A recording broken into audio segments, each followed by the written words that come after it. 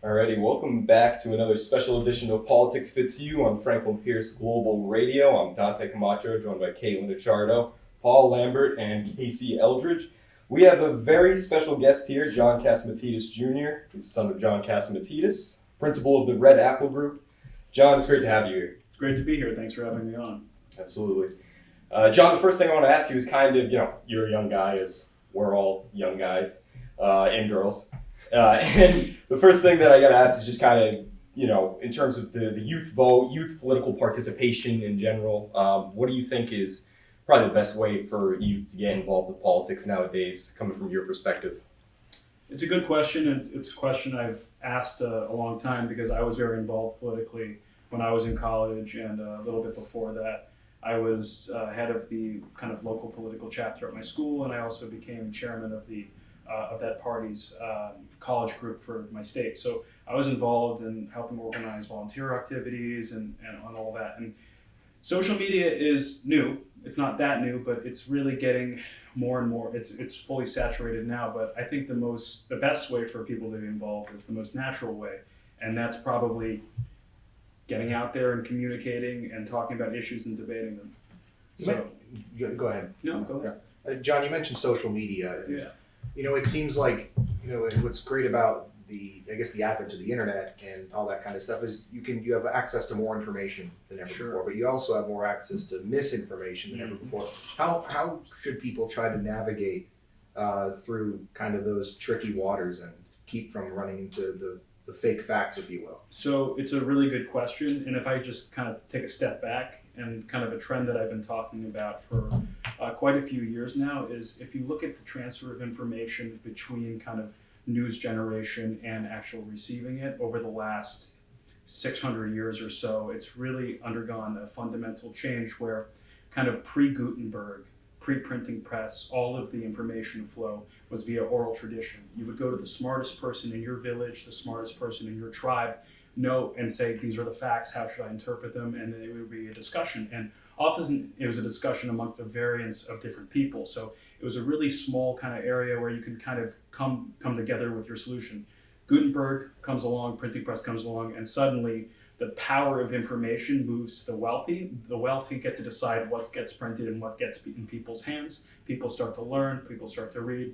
Fast forward, the modern day kind of Gutenberg printing press is CNN, Fox News, New York Times, Wall Street Journal, all these entities controlling what people are going to listen. And then boom, social media happens where suddenly you don't go to one source, you can go to all sources. But when there's that kind of disruption, there's some friction in between and along the lines of what you're talking about, of where it's hard to decipher where to find the right information. That just seems to me like a very, very natural place to be once you have this kind of mega disruption, and it's something that we're going to have to solve for. So the way I've personally solved for it is I don't generally get my news from, let's say, Facebook, and most millennials now, they don't use Facebook Blue anymore, or they use Instagram, I guess TikTok and a few other things, but I'm a big user of Twitter, and I don't actually follow the users I'm going to hopefully get their information from, because then Twitter modifies my feed. I prefer chronological and unbiased, so I create a list with the top 50, 100, 150 smartest people that I believe are the smartest in their issues. It's like I would rather hear Gary Kasparov or Bill Gates talk about a certain issue than I would someone from CNN or Fox News. So that's how I get my news mostly. That's a good point. Yeah, so we wanted to ask, just, we're also big users of Twitter, and we see news, everybody today sees news almost instantaneously. Do you think that the instant nature of Twitter is a good thing for news or a bad thing for news? It's a great question. I think it's a good thing as far as an alert system, and it's good that a lot of people can kind of cross-validate things as they occur, and it's not just one source. But what just generally happens with everyone who's around our age compared to previous generations is that our kind of reaction times are a lot faster we don't read the story, we read the headlines. Right. And so with tweets and 140 characters, I think that pushes that even farther. So I think someone's going to need to solve for some sort of contextual addition to that that gives us a little more depth into issues, because nothing is as simple as the headline, and you can often misconstrue headlines. And you can't really get anything through in 140 characters except a headline. Yeah. So, how has social media affected the business world? Because you're not in this world as much as you are in the business world. So, how have you seen it affecting your business around you? Yeah, for sure. I mean, I think accountability is one of the biggest things. One of the great things that technology brings to business and to life is transparency. And kind of opaque markets are generally higher margin businesses because people don't understand or don't have a good insight as to what the total market looks like. So it gives the business a lot more pricing power for that. So technology and marketplaces that are published with public prices and different things like that bring more accountability, one for reviews and whatnot, but also bring more transparency to prices, which is a better thing for consumers because it brings prices down.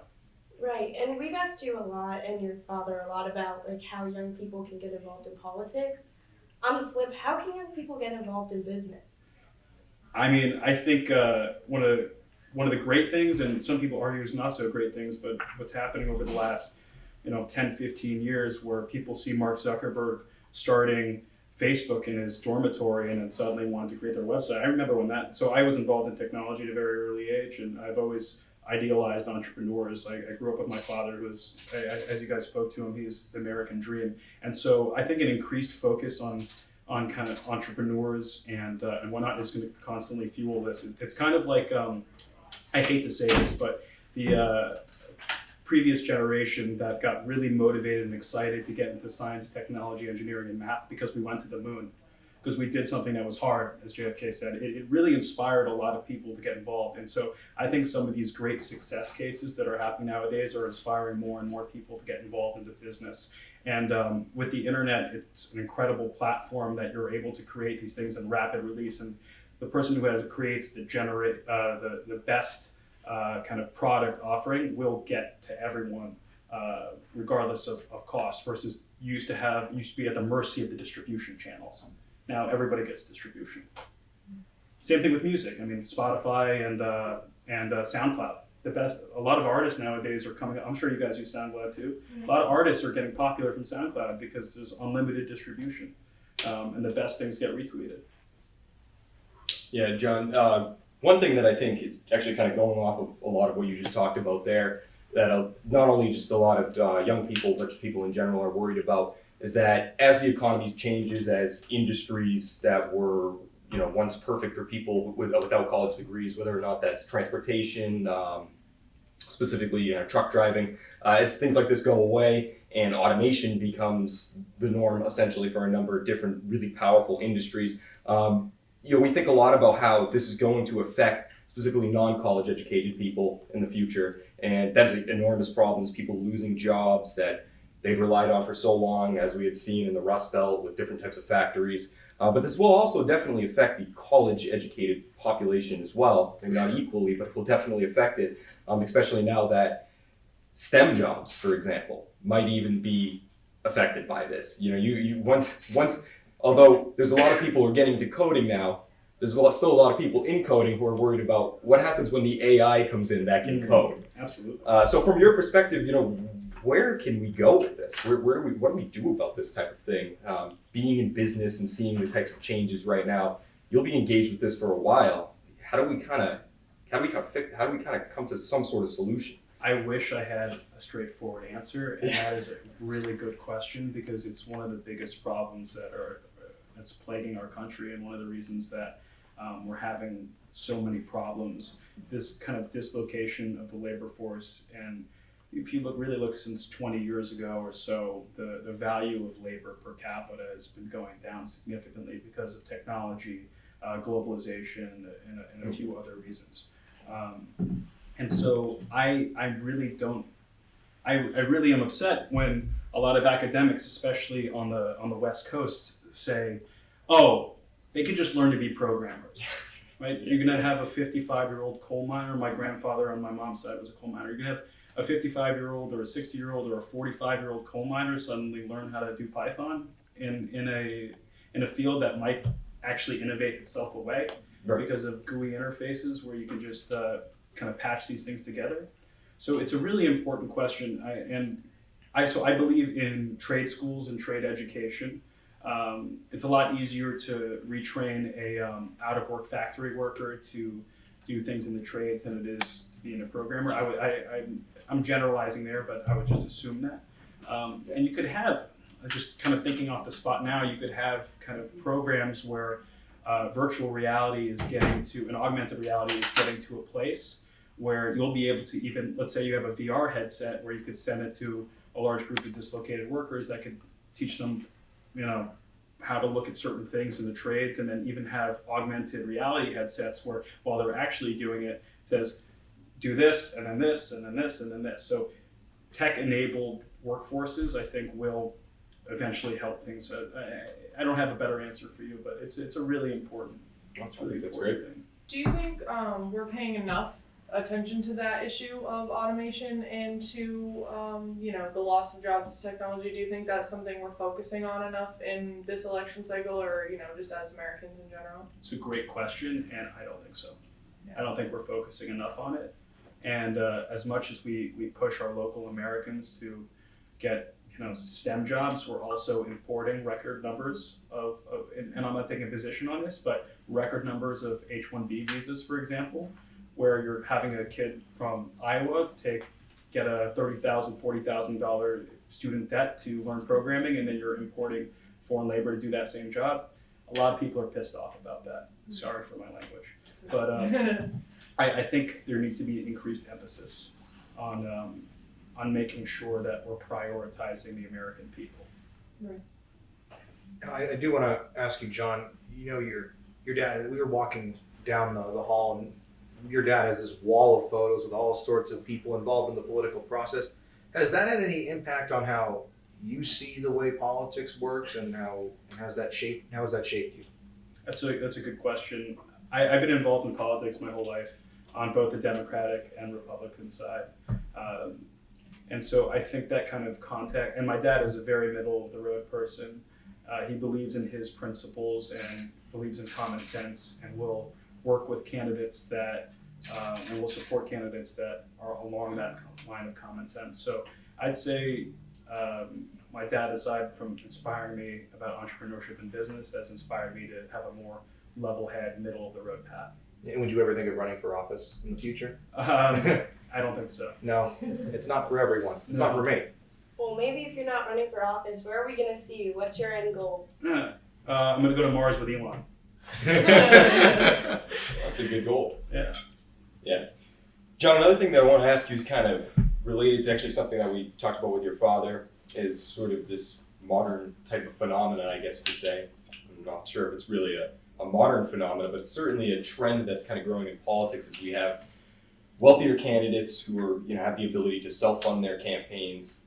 And through self-funding their campaigns, there's a number of different accusations being leveled at them, whether or not, self-funding their campaigns means that they're out of touch with Americans because they have all this money and they're able to jump into Mayor Bloomberg is one example, Steyer, Trump, whoever you want to talk about who's been this type of candidate so far that's been able to fund campaigns.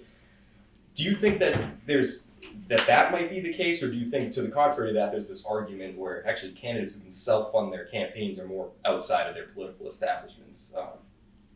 What do you think about that? Assuming the candidate built that business and that wealth themselves, or at least multiplied it a significant amount, I would ask you guys the question, do you feel any different than someone going out and raising from billionaires and millionaires in their super PAC? Yeah.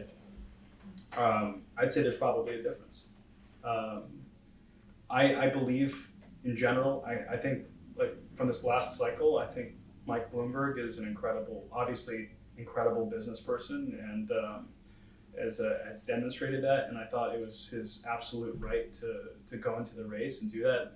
Things didn't work out like he thought they did, but it was the same thing with President Trump when he first started. He completely self-financed as well, and then raised outside money. But I think so back to what we were talking about with technology and distribution channels, now that the value of TV ads are a lot less, and the value of ads in general on owned distribution channels, and you have that social media, Is the value of a dollar spent for politics less? I would say it's less than it was 20 years ago, or at least 10 years ago.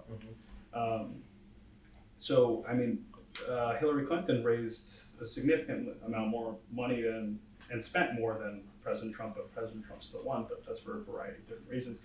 I just think the value of a dollar in politics is less today than it was yesterday. Alrighty, and that's a great answer, I think. And John, we really appreciate you being here. That'll wrap up our interview with John Catsimatidis Jr., principal of the Red Apple Group. He's here with Politics Fits You and Franklin Pierce at Global Radio. Thank you, John. Thanks very much for having me on. Thanks, guys.